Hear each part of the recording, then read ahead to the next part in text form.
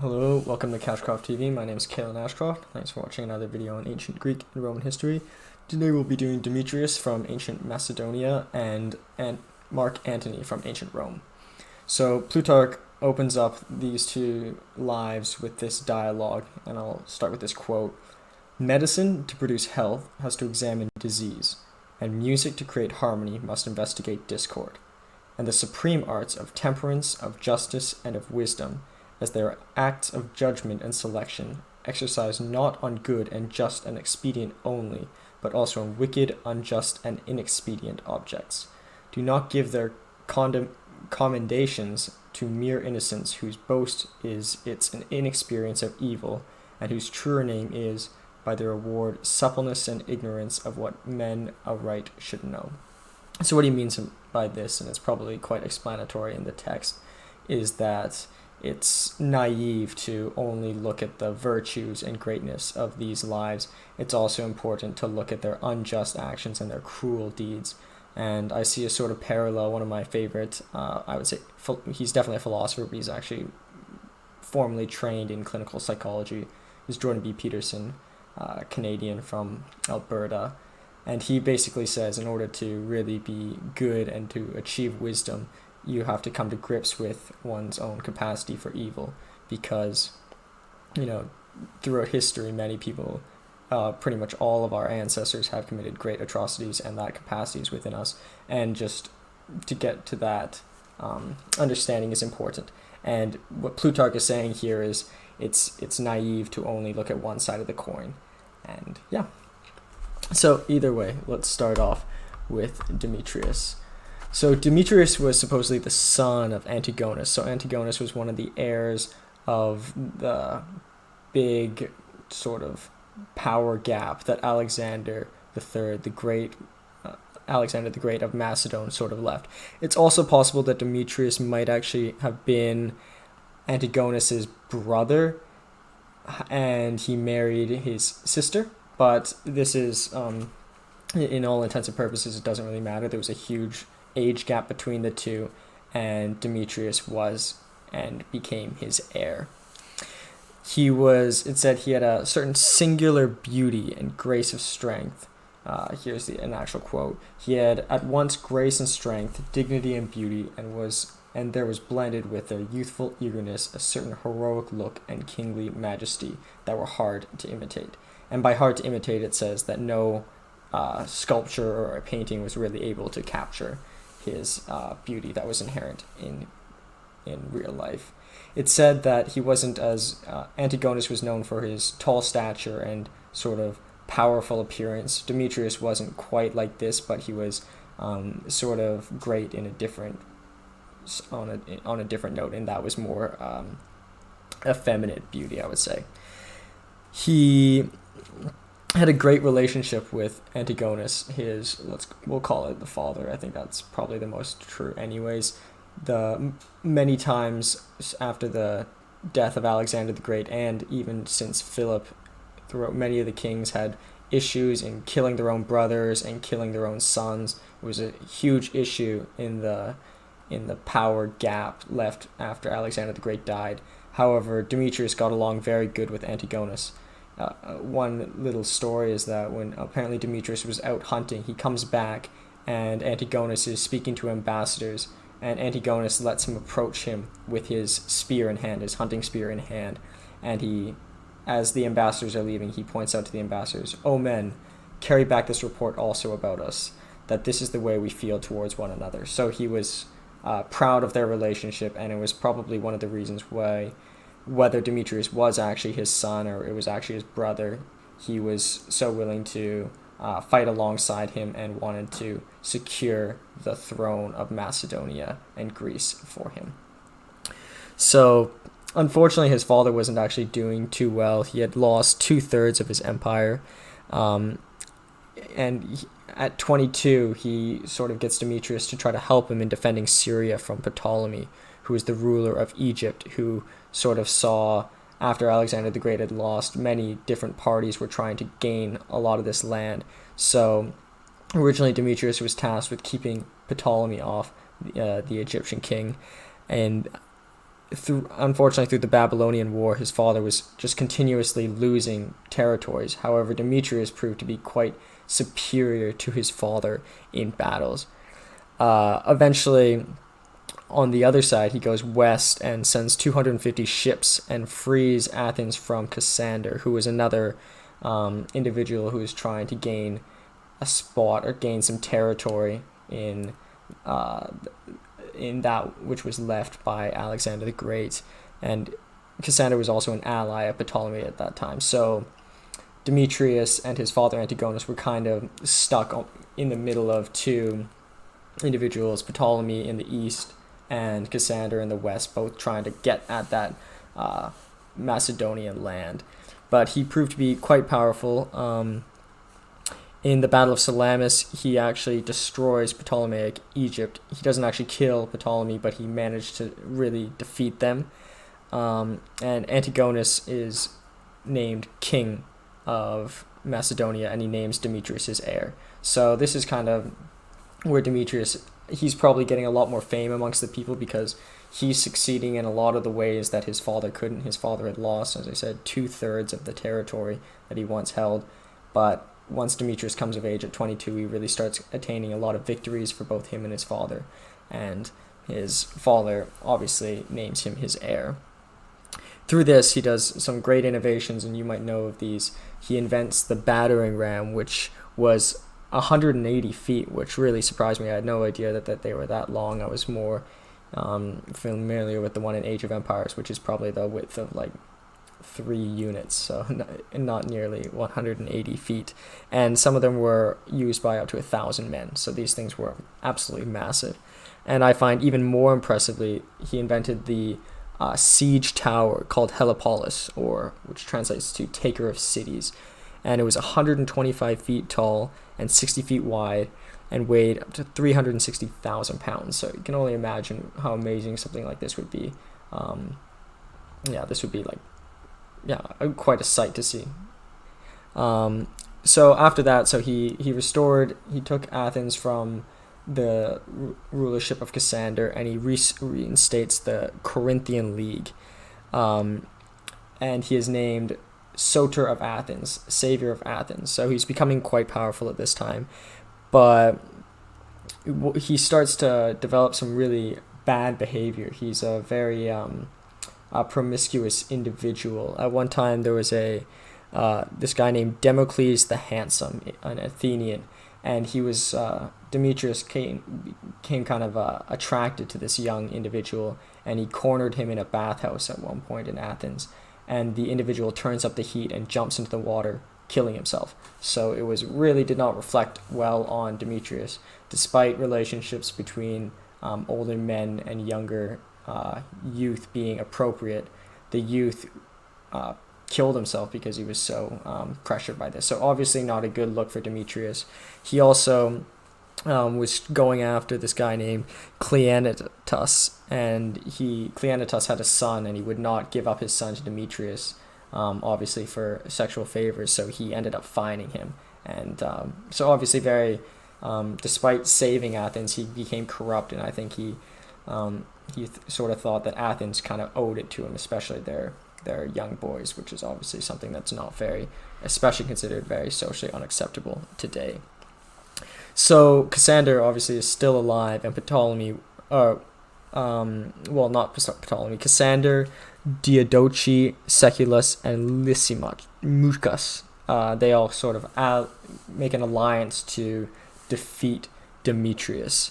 And in the Battle of Ipsus, Antigonus, Demetrius' father, is finally killed, and Demetrius is forced to retreat. So Demetrius at this point was king. However, he had lost much of the land. He has a couple small victories. He ravages Lysimachus' territory. However, one of his most tactful moves is that he offers his daughter to Seculus. So one of the four that were against him, he sort of brings one into as an ally through marriage. And this is something that we'll see a lot in Mark Antony's life. Mark Antony is very tactful in marrying his daughters and marrying family members, and this was very common in Rome too, just for political reasons. very popular for Caesar, Octavius, and Pompey. I guess it was also very similar at the time in Greece too, but a good move for Demetrius there. And with this, he manages to win back Athens with this alliance, and after defeating Lysimachus. And once he does this, he reinstates the oligarchy. So Athens was always sort of a more left-leaning state in terms of Greek politics. Sparta was obviously much more right-leaning in that they were much more oligarchical. But he restores the oligarchy, and he makes it so the king chose important roles such as the archons. So that's like having the imagine like a president selecting senators or something. Actually, no, even less so, like a president selecting senators, or in Canada, like instead of the people electing members of parliament, same thing with the UK, it would be the king. Well, we don't even have a king. It would be like the Queen, the monarch of the UK, assigning members of parliament rather than being elected by the people. So obviously very anti-democratic and more of a right-leaning policy in terms of the Athenian political landscape. So this won him a lot less support as well. Eventually, Alexander V is killed, which is Cassander's son, which was a very important move by Demetrius in attaining the throne, and he takes Cassander's throne as well. So Demetrius at this point is very, very powerful. He marries Pyrrhus. So I mentioned Pyrrhus earlier. Pyrrhus was the guy. Pyrrhic victory is one that is a costly victory where one sacrifices a lot to win. So he marries Pyrrhus's ex-wife. However, Pyrrhus, Ptolemy, and Lysimachus, who he had previously fought, all team up to defeat Demetrius. So I'm not sure that when he married Pyrrhus's ex-wife, I think it was probably an unfavorable relationship, because I think if it had been one that was more politically motivated, I think Pyrrhus might have been his ally, but I think maybe his wife had left him on unfavorable terms and he upset Pyrrhus, so ultimately leading to his ultimate downfall. So these three, Ptolemy, Pyrrhus, and Lysimachus, team up, and he is forced to retreat. He asks Seculus, who was married to his daughter, to support him, but unfortunately he doesn't do so, and he is captured by Seculus, unfortunately. And I guess this is because Seculus was more partial to his allies than to his own wife, which was probably something that was pretty common at this time. He probably had multiple wives, multiple affairs, and Demetrius probably didn't have a good relationship with his daughter anyways. But either way, he is captured and he's held in prison for 3 years, and ultimately he dies in prison. But interestingly enough, his family maintains the throne of Macedonia. So despite this, I guess he had his son Antigonus managed to maintain a favorable position, perhaps piggybacking on his fame that he achieved in Athens and in his own native state of Macedonia, and perhaps because his son was a better diplomat than Demetrius, because Demetrius did a lot of things where he upset a lot of people. Like when he saved Athens, he didn't need to go chasing after their young boys and doing such sort of unethical things. So he was sort of the cause of his own demise. But we'll get to that more after talking about Mark Antony. And this one I believe will be a little bit longer because he's quite a long, complex life. So his father was a famous pleader, so a famous orator, who spoke out against Sylla. So Sylla was technically the second person to march on Rome, but really the most cruel one to do so. He caused the Marsian terror, or just a reign of terror where he killed off a lot of Marsian supporters, and one of them was Mark Antony's great-grandfather. So just because of this, he kind of was probably already branded as a populaire, because Sylla was an optimate, so kind of a more right-wing oligarchic class, whereas Marsyas and and now Mark Antony and his grandfather were probably all more populares, which is the party that Caesar ultimately ends up following. His Mark Antony's actual father was not very rich and not very special. Cicero, who was a main opponent of Mark Antony, criticized his father, saying that the only reason his father gained any power was because he could neither use it or abuse it. Eventually, he's fighting a battle in Crete against some pirates, and he dies. So he wasn't a really good general either. But apparently, he was quite generous. At one time, there's a slave comes to their house, and he's not very rich, and the slave asks him for some money, and he calls his servant to bring a silver bowl, and he washes his face with the bowl, and then while his wife isn't looking, he gives him the bowl and tells him to run off. And his wife was sort of upset with this, but I think she kind of also admired him for his good nature, despite his sort of naiveness.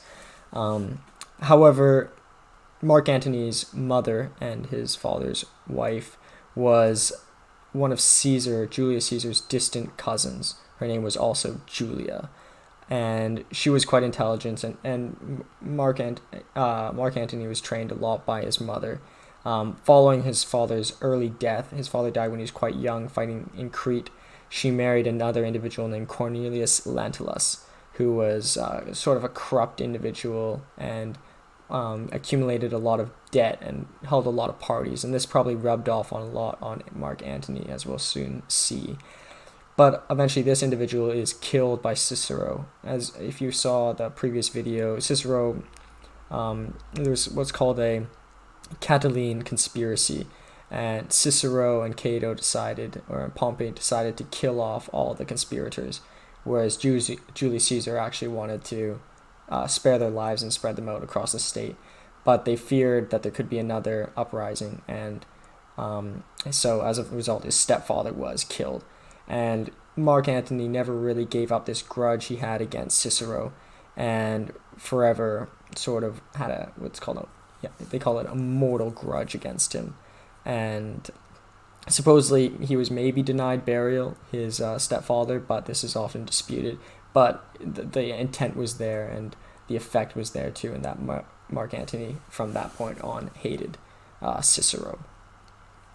He, in terms of his appearance, very similar to Demetrius, it said he had a beautiful youth, and he was a very smart individual too, but he fell into very bad habits, probably because his own father was dead, and maybe he wanted to prove something as well. He joined what's called the Pulcher gang, and Pulcher ultimately becomes his main mentor. But he spends a lot of time around this individual named Curio, who was a bit richer than him, but he got Mark Antony into alcoholism and dissipation. And Mark Antony started accumulating a lot of debt. He was partying a lot and gambling a lot, and eventually he was so bad he couldn't even stay in Curio's own house. But so Curio kind of brought him into his house, got him addicted to stuff, and got him into bad behavior, and then sort of sent him out. So not too good. And then he runs off to Greece with this individual named Claudius, who was a violent and disorderly guy too, so not very great influence. But once he left to Greece, at least Claudius was sort of set on improving his life, because he had accumulated a lot of debt, and he started studying military and excelling. And I guess this kind of rubbed off on Mark Antony, where he saw an older individual making an effort to improve his own life. And I guess Mark Antony saw that, especially considering how much younger he was, he had an opportunity to do the same thing. So as I said, he got involved with this guy named Pulcher, who was sort of his mentor. Pulcher was a very, very harsh guy, very, very violent, but he sort of helps him out in getting his first position with a guy called Gabinius. Gabinius was consul at the time. There was always two consuls, which was kind of like a leading general, or maybe it's kind of, I would say, closest to a president, in that there were two of them at any time, but they were also in charge of most military endeavors, and they were given a set region to govern for that time. So Gabinius was running a conquest in Syria, and he asked Mark Antony to join him. And Mark Antony originally refused because he thought, he had no experience in war or anything like that, and he sort of also wanted to party. But he thought, he saw maybe Claudius's self-improvement. He saw that in private life he would not really be able to accomplish anything. He wasn't really good with money. He just burned it all away. And Gabinius also allowed him to be commander of the horse, the commander of the cavalry, which was a pretty prestigious job and kind of excited Mark Antony. And he proves to be pretty good on horseback throughout his life. So he earns quite a few distinctions in Alexandrium and Machetas, and through there they restore Ptolemy the 12th in Egypt. Antony actually really supports this motion, and through this, on this conquest, he first meets Cleopatra, and Cleopatra was only 14 at the time. I think Antony was probably in his young and early 20s, so a bit of an age gap, but not too uncommon at the time, especially considering girls mature quicker too, and probably matured even quicker back then. But so eventually he achieves quite a bit of fame there, and he returns back to Rome. Pulcher continues to help him rise, and Pulcher sort of puts his name forward with Julius Caesar. So Julius Caesar was pretty much the greatest up-and-coming politician, general at the time. He was really destroying and conquering a lot in Gaul, which was off to the west, probably modern-day France. And Pulcher puts Caesar's name forward, and he wins a lot of Caesar's respect, but more importantly, he starts respecting Caesar a lot. But he becomes, even because his family heritage had a predisposition towards the populares. Caesar was also a populaire, so he was definitely pro the Caesarian faction and against Pompey and his supporters. With this, he gains a lot of respect through Caesar, and he becomes quaestor in Rome for the populares faction. He does this by, once again, his endeavors as in the cavalry, fighting against an individual named Visantrix of Gaul. Visantrix is actually the name is similar to the name Asterix, and I think it was the actual main influence for the character Asterix, if you know the cartoon. But either way, Caesar's daughter dies, Julia, and Caesar's daughter Julia was married to Pompey. So that was kind of what bridged the gap between the two most powerful people in Rome. The third was also Crassus, who was the richest man in Rome, but he was a bit more neutral, and at that point he really couldn't bridge the gap between Caesar and Pompey much longer, now that their blood ties had passed away. So he actually he represents Caesar. At that time, Caesar was Pontifex Maximus, so he was like high priest, a very powerful position. But Pompey was actually sole consul because Caesar couldn't be chosen as consul while he was off in Gaul. So Pompey was getting a lot more powerful at home. However, Caesar had a lot more powerful amongst the army. He goes to the Senate to represent Caesar because Caesar's off pretty busy in his efforts in Gaul, and that was really the main thing that was giving him power. The more victories he stacked up, the more support he got from the people and the army, and it was really starting to overcome Pompey's former glory, because Pompey was a bit older, and although he had triumphed 3 times, he really couldn't keep up with Caesar's growing fame. So Caesar sends Mark Antony as his representative to the Senate, and Mark Antony actually wants to make an alliance between Caesar and Pompey, and actually suggests that they both become private citizens and both just put down their arms and put down their armies, which is strange that he would do that with the consent of Caesar, but maybe he had something else up his sleeve. But Cato the Younger disapproves this, so maybe Cato the Younger saw beyond this. Maybe he thought that Caesar would never actually do it, or Pompey would never do it. But either way, even Pompey approved of this idea that Mark Antony put forward. But either way, it doesn't go through, and Caesar is stripped of his command and convicted of war crimes. So the Senate demands that Caesar return to Rome to be tried for war crimes, where he would probably be put to death. So quickly, Mark Antony runs away in disguise and returns to Caesar, and as second in command, they march on Rome and obviously take it and push Pompey out. Pompey runs, and they chase him all the way into a Greek campaign. And in the Battle of Pharsalus, where Mark Antony takes the left legion and Caesar takes the right legion, proving that he was pretty much second in command here.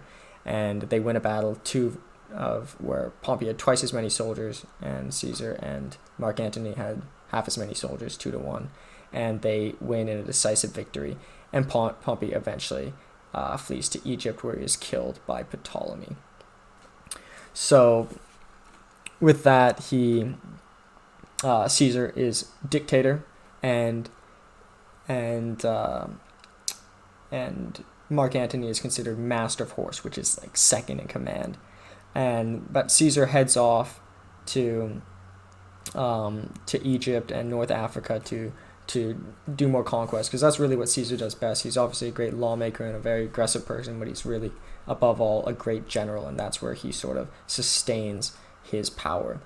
But he leaves his second in command, Mark Antony, to kind of run the ship, run Rome while he's gone, and he suggests he opposes this debt wiping strategy by Dolabella. So Dolabella was also a member of the Populars faction, and it's supposed that maybe Mark Antony just opposed Dolabella because Dolabella might have been having an affair with Mark Antony's wife.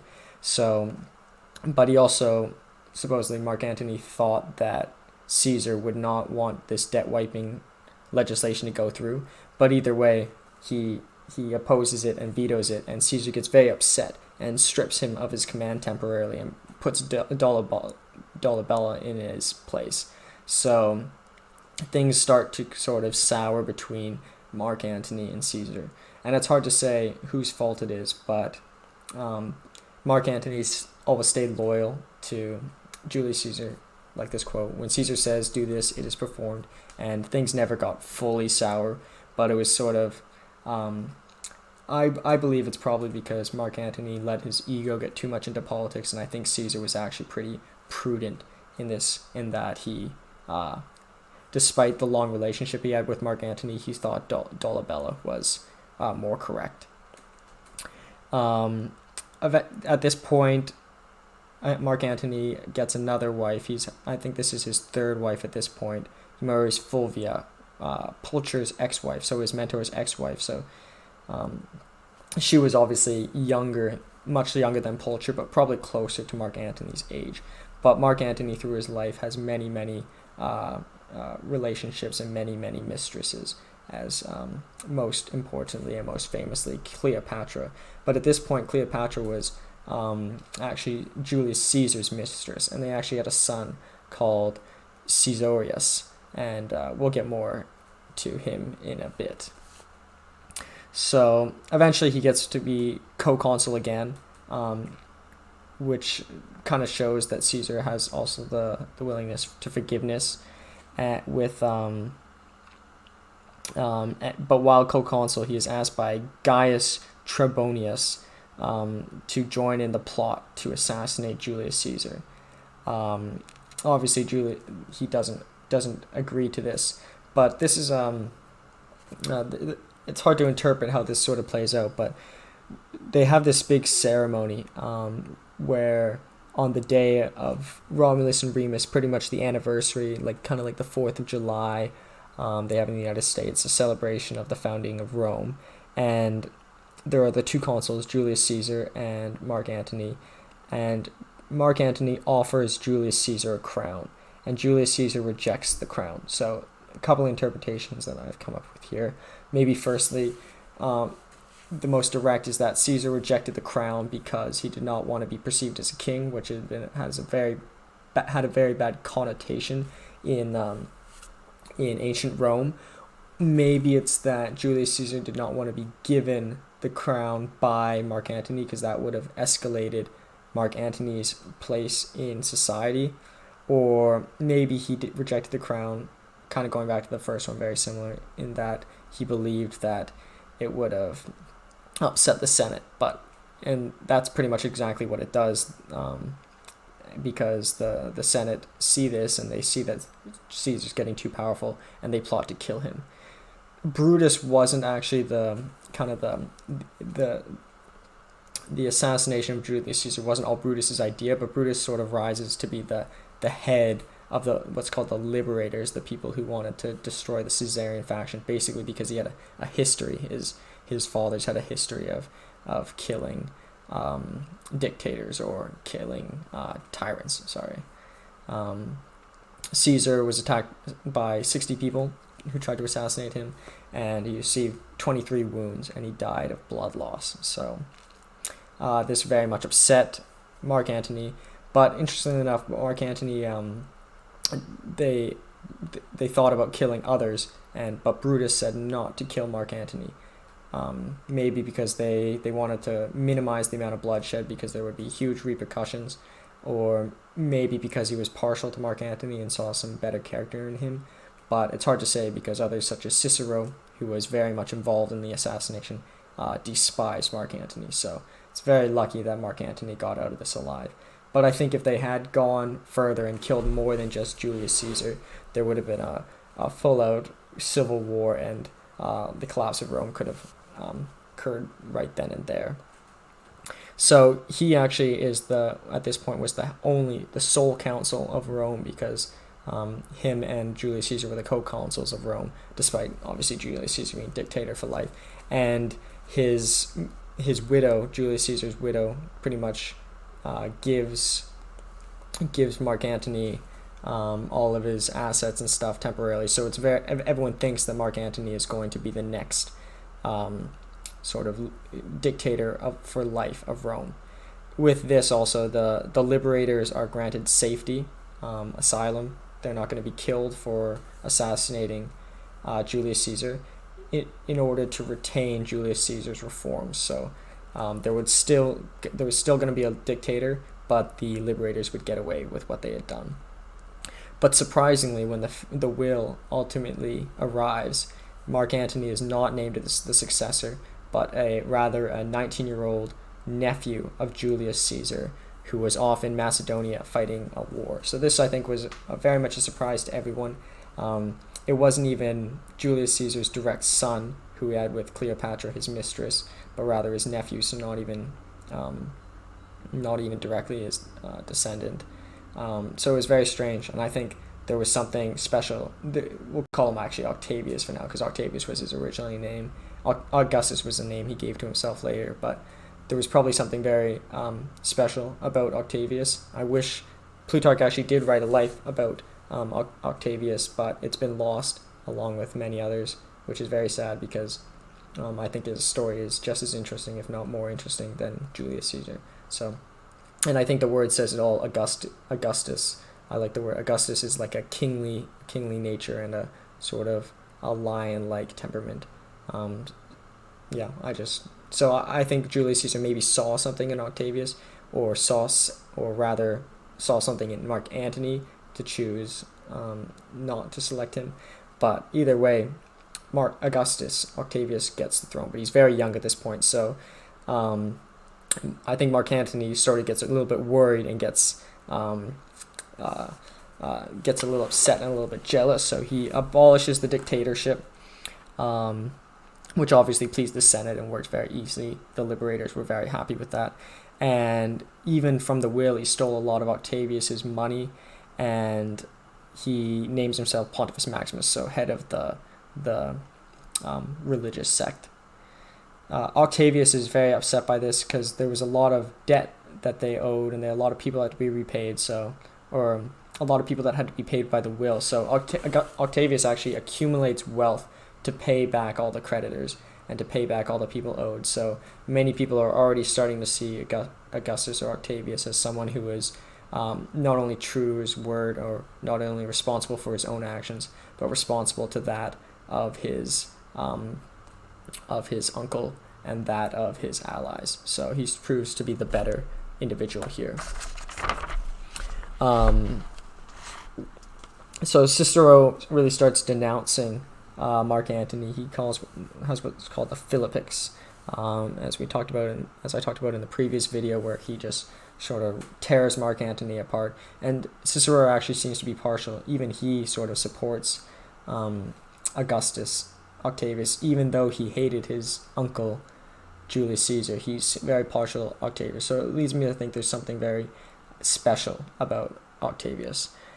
Maybe one of Mark Antony's greatest traits was that he was very handsome and good at winning people's affection, but I think Octavius was a magnitude greater in that regards. So eventually Mark Antony is not selected to govern Gaul, and he starts a war with an individual who was selected to govern Gaul, Decimus. And obviously he gets a lot more hate in Rome, a lot more people are upset with him. He's starting more internal strife between Roman leaders, and obviously not making a lot of great decisions. So another individual starts coming into the scene here, Sextus Pompey, who is Pompey's son, and he has a legion that was fortunately supporting Octavius at this time, but he was starting to become a sort of radical on the outskirts of Rome. He was currently in Sicily at this time, but obviously many people thought he should probably be defeated because his father Pompey was very anti-Caesar. So obviously something to worry about. But once again, strangely enough, he was very partial to Octavius as well. So there must have been something that he saw in him as well. So with this, another individual, Lepidus, comes into power as well, and he was probably, at this time, Lepidus and Mark Antony were the two most powerful people in Rome, and Octavius, despite his birthright and despite his heritage and despite the support he was getting from everyone, wasn't as powerful. So they start what's called or before this actually, Pompey actually comes into power in Rome, and Octavius marches on Rome and strips Pompey away. So obviously causes a lot of difficulties between them. So at this point, after Mark Antony brought his army back from Gaul that he had been fighting against Decimus with, him and Lepidus were the two most powerful people in Rome. So they start what's called the Second Triumvirate. The first triumvirate was between Caesar, Pompey, and Crassus, and the Second Triumvirate was between Mark Antony, Octavius, and Lepidus. So Mark Antony is granted sort of the commander of the Gaul region, sort of the western region of the Roman Empire. Lepidus is granted Spain, which is even further west, and Augustus was granted the small land of North Africa, which was quite a minor state in terms of the Roman Empire at this point. But so fortunately, Octavius marries Antony's stepdaughter, called Claudia Pulchra. So she was his daughter to Pulchra's ex-wife, or Pulchra's ex-wife's daughter, and this sort of bridges the gap, sort of as we saw with Caesar and Pompey. The marriage between the two individuals prevented a lot of strife. But with this, the three, since they had gained so much power, start making a lot of executions. Plutarch notes that they weren't as bad as Sylla's bloodbath, the Marcian bloodbath, but they killed as many as 2,000 knights. They killed 1/3 of the Senate, and they started to hunt down Brutus and Cassius, who were two of the head liberators.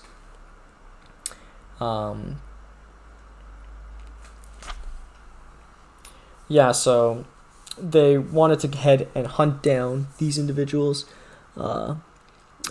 Brutus and Cassius, but before doing so, they had to go through Sextus Pompey, who was sort of in Sicily at this time. So they push through him, and they don't actually kill him, and they cross the Adriatic Sea. they used one of the biggest armies ever at that time, 100,000, which as many as 100,000 infantry, not including cavalry or auxiliaries, and while actually Octavius despite his maybe being a better politician than Julius Caesar, he might not be as good of a general because during one of the battles he just is sick, and the other two, Lepidus and Mark Antony, attack Brutus and Cassius, and Cassius actually commits suicide despite the battle ending in a draw because he's given misinformation. So this might lead me to think Cassius was just maybe fearful. Maybe it wasn't that he got misinformation, but it's hard to say.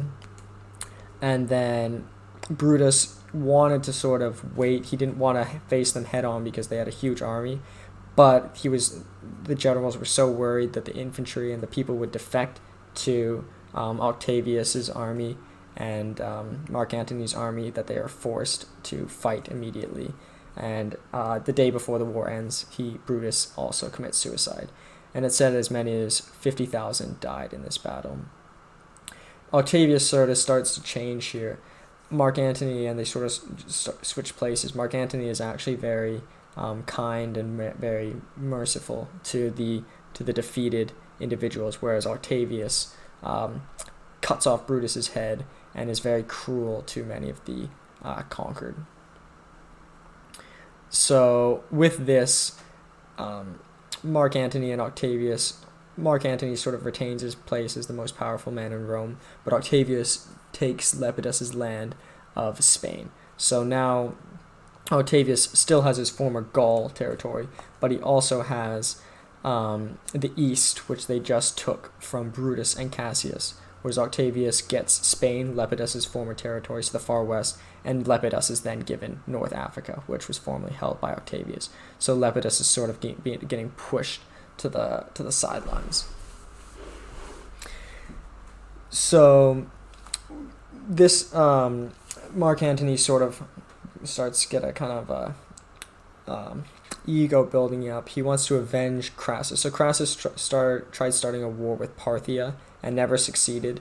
He eventually died at the Battle of Carrhae, and Julius Caesar also wanted to do so, but he also never succeeded either because he was assassinated before he could do so. So he goes over to he pretty much stays in the east, and he ends up spending a lot of time with Cleopatra. So now that Caesar was dead, he eventually marries Cleopatra, but it was not actually legal at the time because he had another wife back in Rome. But with Cleopatra, he has twins. One he names Cleopatra, and the other he names Alexander, after Alexander the Great. And they have another son called Ptolemy. And he grants Cleopatra Queen of Cyprus. And basically, I think this was obviously from a political standpoint to garner support for his future battle against Parthia. But also I think he actually, despite having so many previous wives and even a wife back in Rome, he actually, I think, did love Cleopatra. I think it was actually one of the few great romances in history. And I think he sort of admired her. And also I think he, when he was originally there, when he first met her at 14, I think he sort of fell in love with her quite early. So back in the land, there was sort of a little bit of back in Rome sort of issues. Octavius he owed a lot of land to the soldiers because the soldiers, for fighting, they were promised land, and there wasn't enough land to take. So there were he pretty much had two options. He could either A, not give the soldiers their land, or B, take the land from regular citizens and give it to the soldiers. So he chose option B. So he would upset the regular people but satisfy the army. And that is something, obviously, I think his father would have done, his uncle would have done, Caesar, support the army rather than the people. And that's where he would drive his political power. And I think that was probably the best decision. But Flavia, who was actually Mark Antony's real wife back in Rome, gets very upset with this, and she's considered the most powerful woman in Rome, and she actually starts a war with Octavius. Some say that she was just starting this war to get Mark Antony's attention because Mark Antony was off having an affair with Cleopatra and fighting Parthia, and she was sort of felt like she was losing significance in his eyes. But either way, she's ultimately defeated. Another individual helps her, Lucius, but she's defeated, and Octavius is pretty much gets full control of Rome. And one of the main reasons this happened was the soldiers refused to fight for Flavia and Lucius because they had so much support for Octavius. So after this, Mark Antony actually marries Octavia, Octavius's daughter, which is probably a good idea at this point in terms of bridging the gap between the two, but probably not a good idea because he was actually having an affair with Cleopatra, and his real life was actually off in Egypt with her, and he had 3 children by her. So it sounded like a good idea on paper, but it probably upset Octavius more because he was not faithful to Octavia. So with this, the war pretty much starts between Mark Antony and Octavius because Octavius is very upset that Mark Antony is off, and he's off with Cleopatra, and he sort of slanders her, and Mark Antony wins a couple victories. He wins one victory in Parthia and sort of does a triumph in Rome, and then another small victory and does another triumph. Probably not as rightfully earned, but it said they were the first time Roman ever triumphed. Triumph, as I mentioned before, is when you bring like the army through the city. It's kind of like a big festival, like a big parade. The first time they had ever had victories over Parthia. So I think Mark Antony's objective here was firstly, or was just that he wanted to prove that he could succeed where Crassus and Julius Caesar had failed, and by doing so, prove himself superior to Octavius. Sextus Pompey becomes a divisive figure between the two. Octavius is sort of partial to Sextus Pompey. They kind of both got along. They both even though their fathers were both, or one's uncle and the other's father were dire enemies, they sort of respected each other and sort of saw eye to eye. But Mark Antony was very cruel and started a war and eventually ultimately killed Sextus Pompey, which was another reason Octavius was very upset with Mark Antony. But what really pushed him over the edge was that Mark Antony grants sort of breaks the alliance with Octavius, and he divides up his eastern province between his 3 children, those by Cleopatra, his daughter, Alexander, and Ptolemy, but also Caesarons, which was Caesar and Cleopatra's son. So this also even worried probably Octavius the most, because this individual was actually Caesar's direct son. So he might have had more of a right to the empire than Octavius. So he decided he had to go and be rid of Mark Antony. So they create the biggest army that had ever been created in Rome, 200,000 soldiers, and they sent them, Mark Antony actually had arranged 200,000 soldiers to attack Parthia, and probably a bad idea because things were souring in terms of his relationship with Octavius. So a war was about to start coming from the west. Octavius would be coming, but instead he just kept pushing more and more to the east. Maybe he thought if he pushed to the east and destroyed Parthia, he would actually be able to win back Rome's affection and win over the Octavius' supporters. But instead he fails somewhat miserably. Despite having 200,000 soldiers, a total of 80,000 die because most of the time they're just retreating. a term for that might be kiting. They just kept retreating, and they just kept losing soldier after soldier after soldier while retreating. So, sort of left with no army. And back in Rome, Octavius pretty much gets rid of Lepidus, and the second triumvirate is completely destroyed, and he decides to attack Mark Antony. And instead of declaring war on Mark Antony, he actually declares war on Cleopatra. I think this is interesting to note, because I think it could be that he doesn't want to upset the Roman people by being one of the individuals who start a war with another Roman, because he had gotten in a lot of trouble for that before, but also because I think he really wanted to defeat particularly Caesarion, who could have been heir to Caesar. So he really, and also I think thirdly, and maybe most importantly, he didn't even want to give Mark Antony the respect of being considered his equal. So with that, he declares war on Cleopatra, and while there, he destroys him with a huge force. And as I mentioned, Mark Antony's army was pretty weak. They lost 80,000 in the previous battle, and he ends up stabbing himself. It's kind of like a Romeo and Juliet moment. He sort of thinks that Cleopatra had already killed herself, so he kills himself. Sort of like, Romeo thinks Juliet had drank the poison, so he drinks the poison. It's pretty much identical, and I think maybe Caesar based Romeo and Juliet after this. But either way, he dies, and Octavius is surprisingly merciful. He does kill Mark Antony's eldest son, but he spares his 3 children by Cleopatra the Younger, Alexander, and Ptolemy. So I guess he saw them as no threat because they were not actually Roman citizens, and maybe out of respect for Cleopatra too, who was his uncle's old mistress.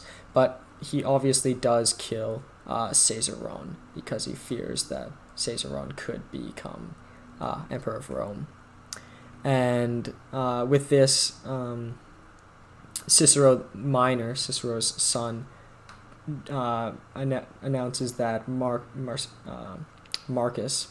Antony's first name, should be banned as a name, and pretty much everyone in Rome has a pretty poor opinion of Mark Antony, and he hardly gets any commemoration posthumously, and all of his statues are knocked down.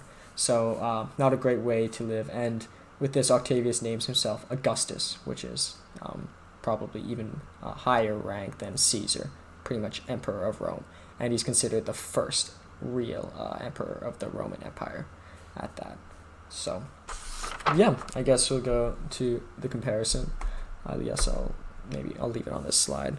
So in terms of differences between Demetrius and Mark Antony, Demetrius was actually heir to his throne. He was Antigonus' son or brother, perhaps, but he actually had some sort of birthright, whereas Mark Antony came from not really anything, and he rose to be one of the 3 most powerful people in Rome. So I think that's pretty commendable for on Mark Antony.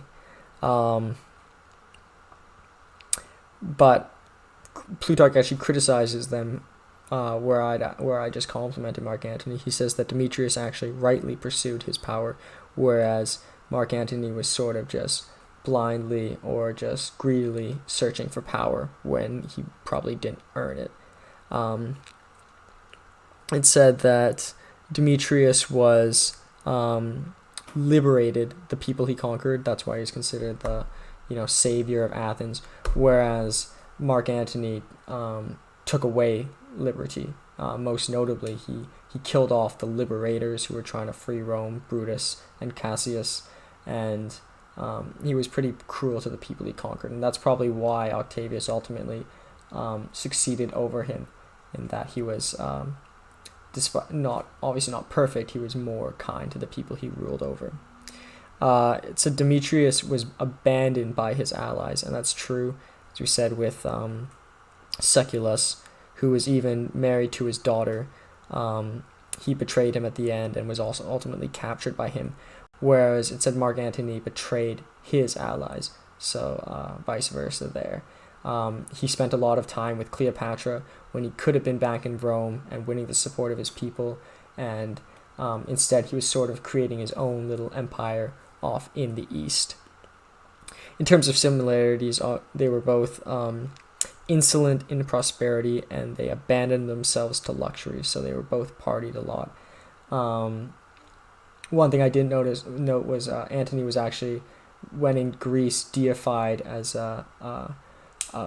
Dionysius born anew. Dionysius was the god of wine, and sort of parties and plays and theaters. So obviously he had a reputation for a lot of luxuries, drinking a lot of wine, especially in his youth.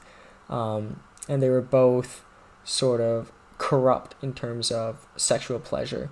Demetrius was pretty much a child molester, and Mark Antony had numerous wives, and many of them illegal. His affair with Cleopatra, he had a wife at home, Octavia, and instead he spent his time with Cleopatra. And Plutarch also says that Demetrius, despite him having a lot of wives and stuff, they were actually legal at the time. Given him being king, he was allowed to have a lot of wives, whereas Mark Antony, it was illegal to have a lot of wives.